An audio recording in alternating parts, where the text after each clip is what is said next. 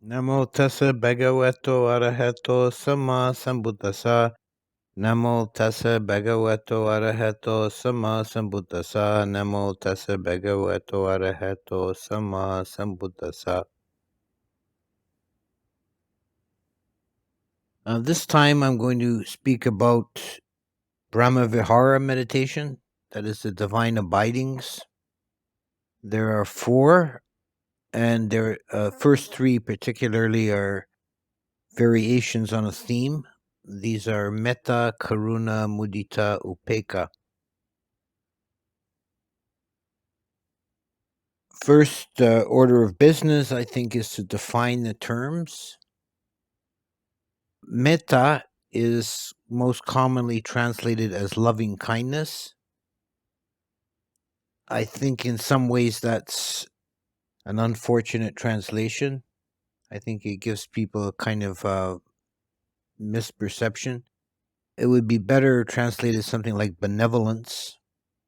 The feeling is one of wishing well to others. And this is expressed as, may this being or may all beings be well and happy. May good things come for them. So it's important to understand at the outset that this does not necessarily mean you approve of the being or their behavior, or that you like them in the sense of wanting to be close to them. It just means may they be well and happy. And we can wish, and we should wish, metta towards things like scorpions and poison snakes, but that doesn't mean we want to cuddle them. It's not it's not that. It's just may they be well and happy in their little scorpion existence, but over there, not anywhere near me. Karuna, the next one, is compassion, which is not a bad translation, but it does have one misleading aspect in that the English word compassion comes from Latin roots meaning to suffer with. And karuna is the wish that beings not suffer. May this being or all beings be released from suffering. But it does not mean that we pick up their suffering. If you feel sad, then you're not doing karuna correctly. You've missed the point slightly. It should not cause you to suffer as well. If you just think about it, if you're suffering vicariously because other beings are suffering, then you're adding to the sum total of suffering in the universe. So it's not a desirable outcome. Mudita is sympathetic joy. It means it's kind of the opposite of karuna. Where karuna, we wish beings not to suffer. With mudita, we wish beings continue to enjoy whatever happiness they have found. For the great majority of beings in samsara, their experience will be a mix of pleasure and pain, of happiness and suffering. And here we focus on whatever happiness they have found. And it doesn't have to be any kind of exalted or spiritual happiness, just ordinary mundane happiness. The example given in the Visuddhimagga is very mundane. It's feeling mudita when you see somebody riding on a fancy elephant. So these first three are variations on a theme. Metta is kind of the general one, and then karuna focuses on suffering and mudita on happiness. Upekkha is different. It stands alone. There's no aspiration associated with it. With the other ones, we have a wish or an aspiration associated with it. But upekkha is just recognizing that aspect of beings which is the same, which is equal. In the vast number of beings in existence, everyone is in some way unique and no two are exactly the same. And we can point to all kinds of differences between beings, but there is some aspect that is the same. And the classic way of expressing this is this being and all beings are subject to their karma. They exist determined by their karma and so forth. So all of us are caught in this matrix of karma, whether we're experiencing a happy existence or a miserable one. It's a result of karma. So that's basically defining the terms of the four Brahma Viharas. Now, developing them as a meditation, which is what I want to focus on, I'll begin speaking about metta, which is the most general one, and then just we can briefly apply the same principles to the other first two. Upekkha, again, is quite different. There are different ways of developing metta as a meditation, and there are many, many different approaches. We can generalize to some degree into two. There is the method of extending metta to individuals, which is a more focused and has a more potential for developing deep samadhi. And there's the method that's called general pervasion, where we extend metta out into the universe in a general way. And this has its own different benefits. It's very brightening and uplifting to the mind. In general, metta is very good as a antidote to dark states of mind, particularly anger or ill will. If one's falling into those states, it's a good antidote to do metta meditation. So in either approach, you can begin by centering your consciousness at the heart center in the middle of the chest. Take a few breaths with your consciousness centered there until you feel established at that point. And then bring up the aspiration, which is, may I be well and happy. This is a very important, crucial first step. You have to have metta or the other Brahma Viharas established towards yourself first. If you don't, if you don't feel this metta towards yourself, it's impossible to extend it in a genuine way to anyone else.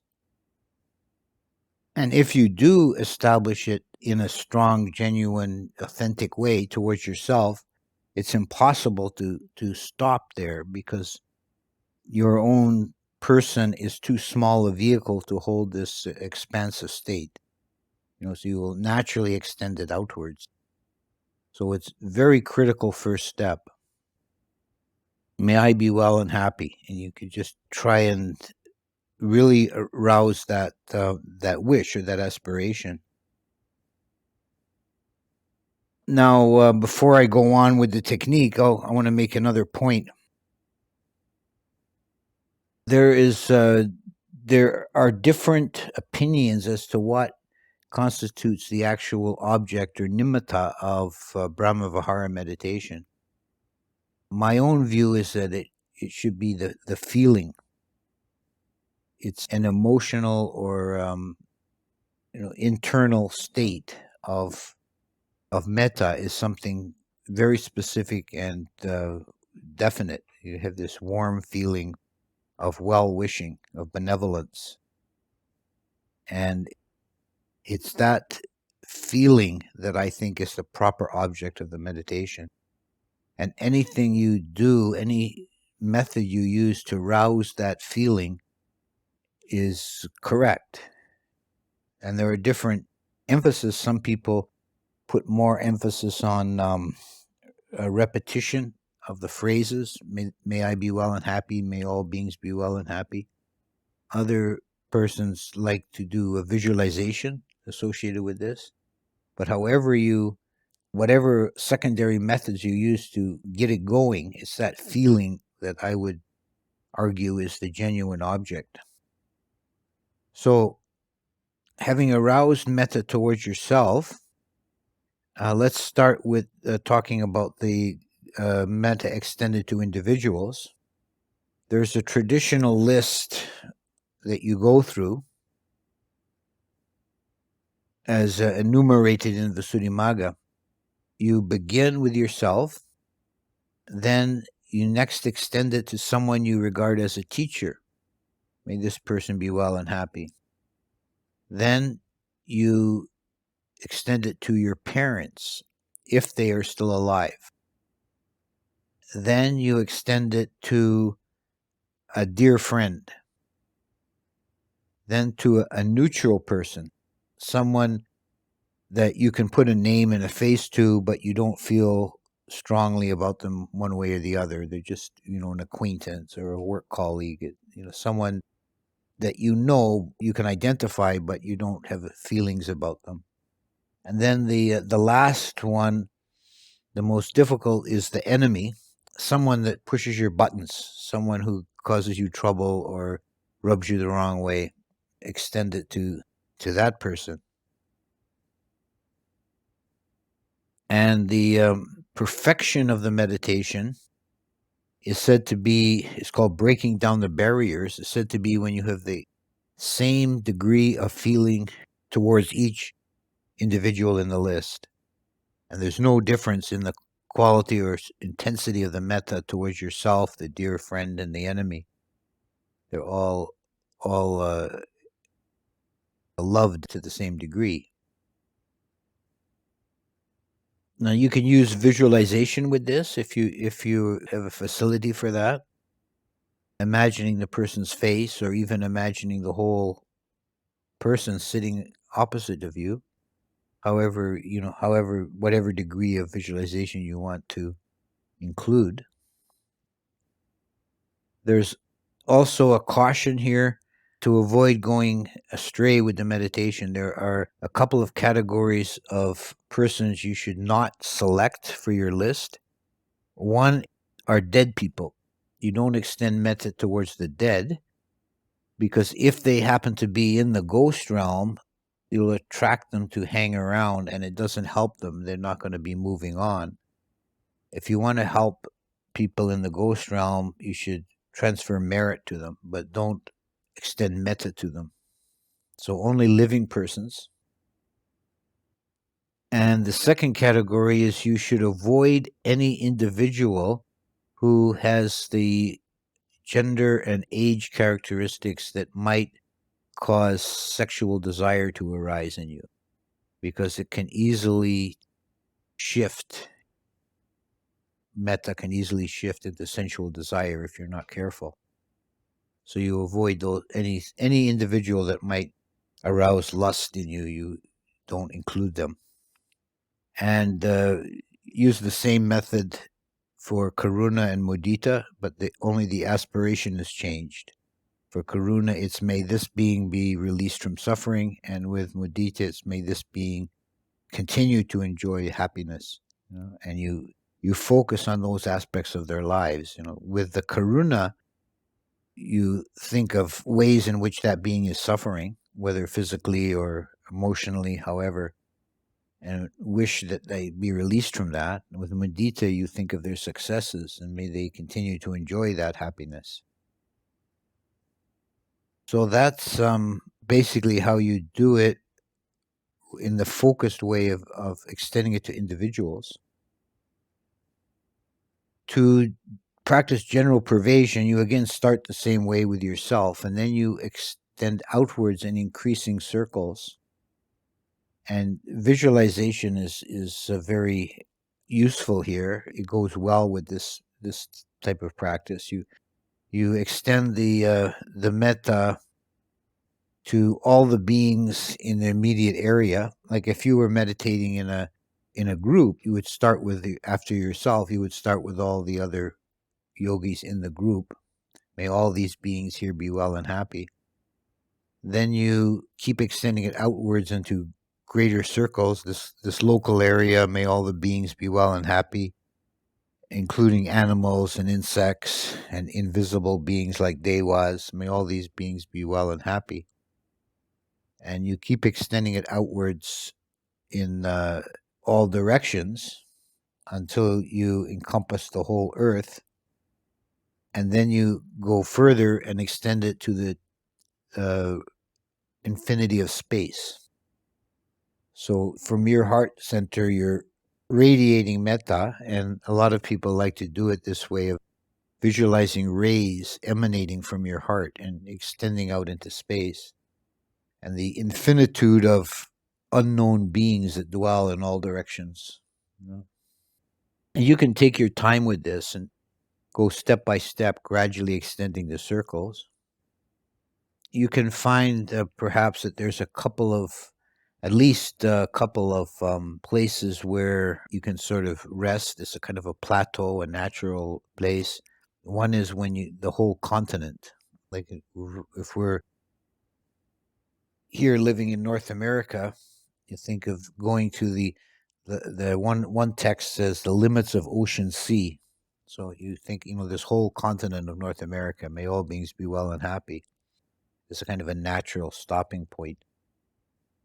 And then the next one would be the whole earth, and include the oceans, all the beings in the ocean, and those many, many millions of beings, billions, trillions of little beings that live in the ocean, and all the animals and humans that live on the different continents, and any devas or petas even that exist. May all these beings be well and happy. And then expand it out into infinity of space. Final point with this method, that is the kind of the last stopping point, and this is the mature meditation, the complete meditation, is sitting there radiating to infinity, filling all of space with your metta. When you want to end the meditation, I would recommend not just breaking it off suddenly at that point, but collapsing it back in stages, which you can do more quickly. You can go through the stages more quickly, but bring it back to, the earth, this continent, this local area, this room, myself. And end with a few breaths at your heart center, wishing well for yourself, so that you end the meditation, grounded. You don't break the meditation off and your consciousness is somewhere off in the Pegasus galaxy. You keep it, bring it back down to the earth. And the same way is done with karuna and mudita. Now, just to say a few words about upekkha, this is the fourth one.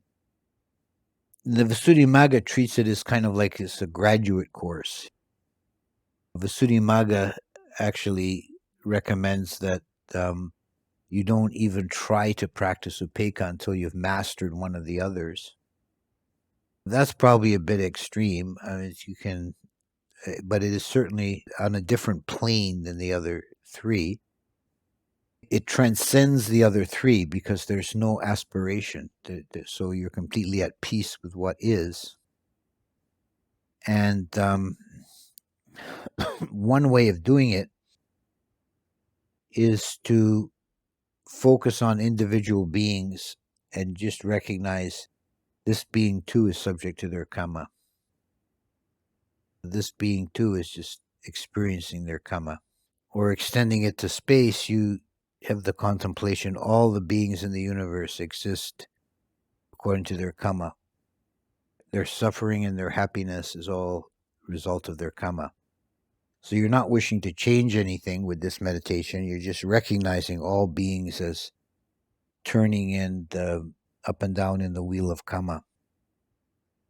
Kind of see the whole universe as a big churning. This is the name of samsara. It means wandering in circles. Samsarati is the verb, meaning to wander aimlessly in circles, and that's the meaning of samsara. So all these beings are subject to their karma. They're at this point, at this moment of time, they're experiencing the results of their karma. for good or for ill.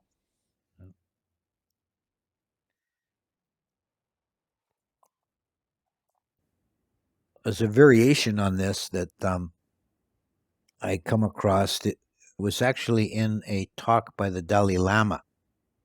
He talked about developing upekkha,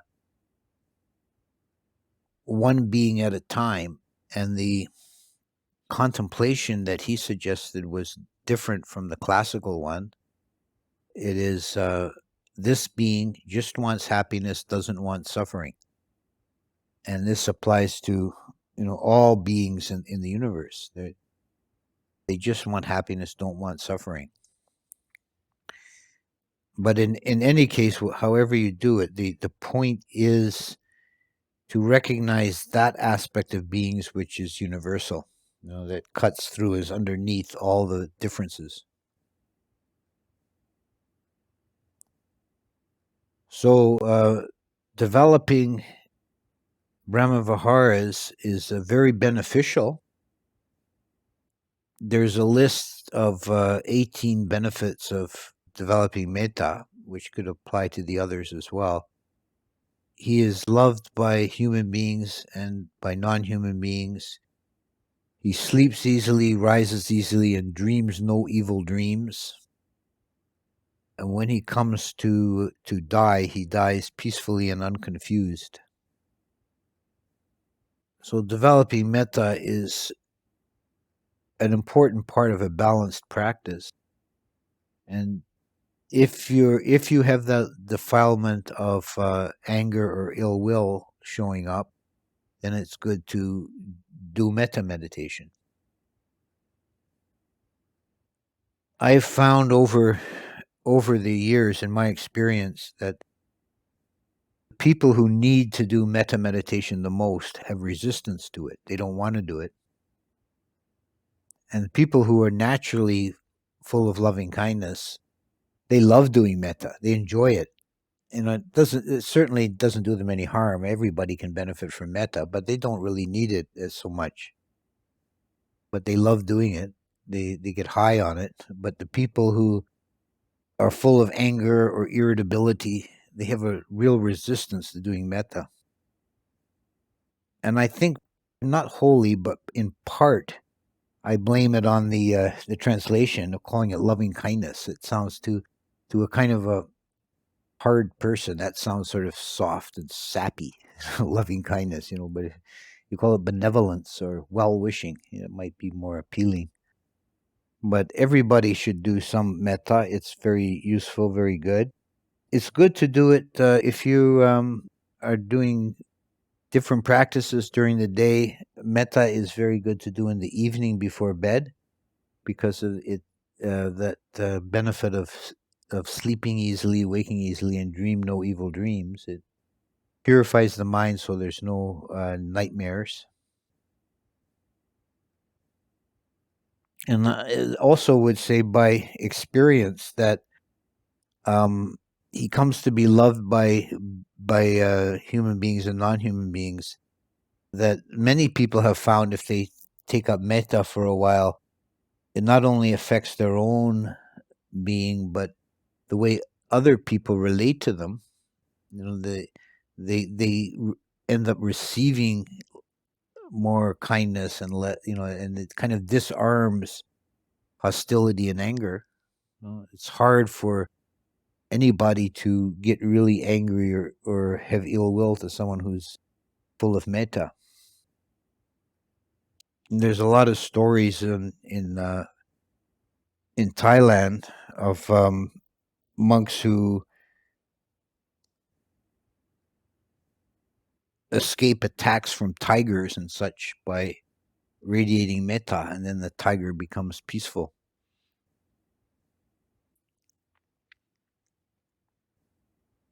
So I think that's enough. That's some instruction in meditation on the Brahmaviharas.